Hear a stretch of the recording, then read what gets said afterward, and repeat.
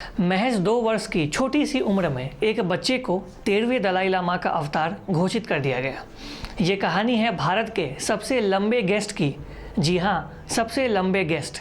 और ये लंबे गेस्ट हैं भारत में दशकों से रह रहे दलाई लामा की, जो आज भारत में है।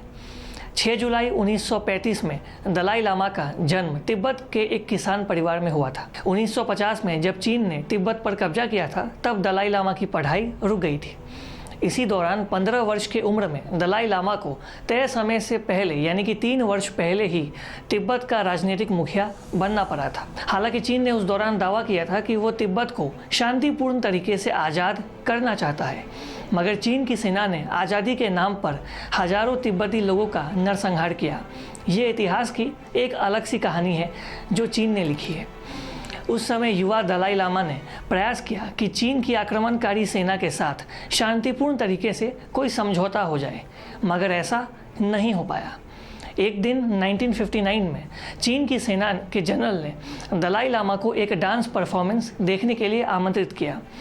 उनसे कहा गया था कि वो बिना किसी बॉडीगार्ड और सुरक्षा के डांस परफॉर्मेंस को देखने के लिए आए, मगर दलाई लामा के साथियों को इस बात पर शक हुआ और उस दौरान हजारों की संख्या में दलाई लामा के समर्थक उनकी सुरक्षा के लिए उनके राजमहल पहुंच गए थे। मगर जैसे ही चीन की सेनाओं का तिब्बत में अतिक्रमण बढ़ता गया, दलाई लामा के साथियों ने उन्हें तिब्बत से सुरक्षित भाग जाने की सलाह दी।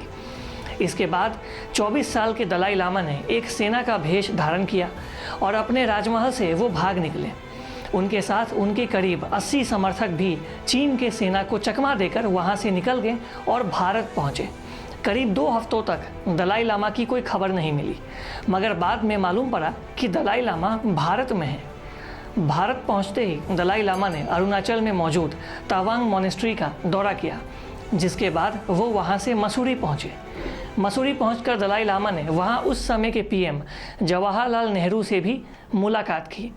इस मुलाकात में ये तय हुआ कि दलाई लामा को भारत में शरण दिया जाएगा, मगर एक शर्त पर।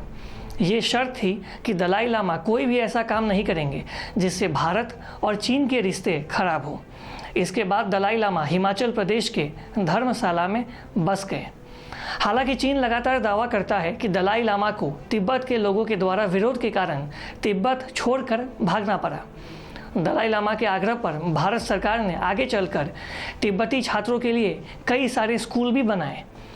Tibetan institute of performing arts की स्थापना भी दलाई लामा ने ही भारत में की है। तिब्बती लोगों की संस्कृति की रक्षा के लिए दलाई लामा ने 200 से अधिक मॉनेस्ट्रीज़ की भी शुरुआत भारत में की है, जिससे कि तिब्बती लोगों की संस्कृति को जीवित रखा जा सके। तिब्बती लोगों की रक्षा के लिए दलाई लामा ने कई वर्षों तक यूनाइटेड नेशंस में भी अपील की थी। दलाई लामा ने भारत के धर्मशाला से कई देशों का भी दौरा किया, ताकि दुनिया को ये बताया जा सके कि किस तरह चीन ने तिब्बत पर अवैध कब्जा किया है। हालांकि चीन लगातार दावा करता है कि दलाई लामा एक अलगाववादी हैं, जो तिब्बत को चीन से अलग करना चाहते हैं। चीन ने कई विदेशी नेताओं को भी दलाई लामा से कोई भी रिश्ता रखने को मना किया है। अगर कोई विदेशी नेता दलाई लामा के साथ कोई रिश्ता रखता है, तो चीन उनके साथ हर प्रकार का रिश्ता ख़त्म कर देता है।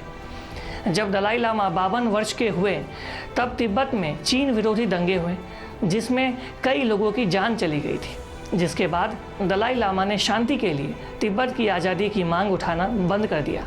हालांकि उन्होंने मांग किया कि तिब्बत के लोगों की स्वतंत्र सरकार चलाने की आज़ादी मिले और चीन रक्षा और विदेश मंत्रालय को अपने पास रखे, मगर तिब्बत के लोगों को ये आज़ादी मिले कि वो अपने स्वतंत्र सरकार को तिब्बत में चलाए। हालांकि चीन ने दलाई लामा के इस मांग को भी ठुकरा दिया।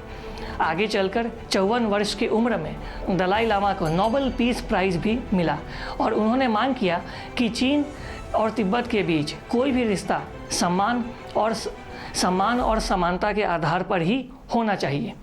75 वर्ष की उम्र में दलाई लामा ने तिब्बत समाज के नेता का पद त्याग दिया ताकि एक लोकतांत्रिक तरीके से चुना हुआ नेता तिब्बत का नेतृत्व करे। 2011 में दलाई लामा ने तिब्बती राजनीति से संन्यास ले लिया। चीन लगातार कहता आया है कि तिब्बत का अगला दलाई लामा कौन होगा, इसे चुनने का अधिकार सिर्फ चीन के पास है, मगर दलाई लामा कहते हैं कि इसका अधिकार सिर्फ तिब्बत के लोगों के पास ही है, इसका अधिकार चीन के पास नहीं है। दलाई लामा वापस तिब्बत तो नहीं जा सके, मगर आज लाखों लोग देश विदेश से उन्हें देखने भारत में आते हैं। हाल ही में दलाई लामा के 86th बर्थडे पर पीएम मोदी ने उनसे फ़ोन पर बात करके उन्हें बधाई भी दी थी।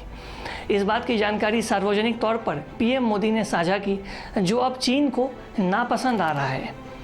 और अधिक खबरों के लिए लगातार देखते रहिए ईस्ट न्यूज़। हमारे फेसबुक, यूट्यूब, इंस्टाग्राम पेज को लाइक, शेयर और सब्सक्राइब करें। आप सबको मालूम है कि इन दिनों देश में कोविड-19 का माहौल है। रोज़ाना देश में कई सारे कोविड-19 के मामले दर्ज किए जा रहे हैं। तो ऐसे में अपना और अपने परिवार का बेहद ख्याल रखें, मास्क पहनें, सैनिटाइज़र का इस्तेमाल करें, सोशल डिस्टेंसिंग का पालन करें, घर से बाहर तब जाएं जब कोई बेहद आवश्यक काम हो। तब तक के लिए धन्यवाद। Thanks for watching. Please subscribe and hit the bell icon.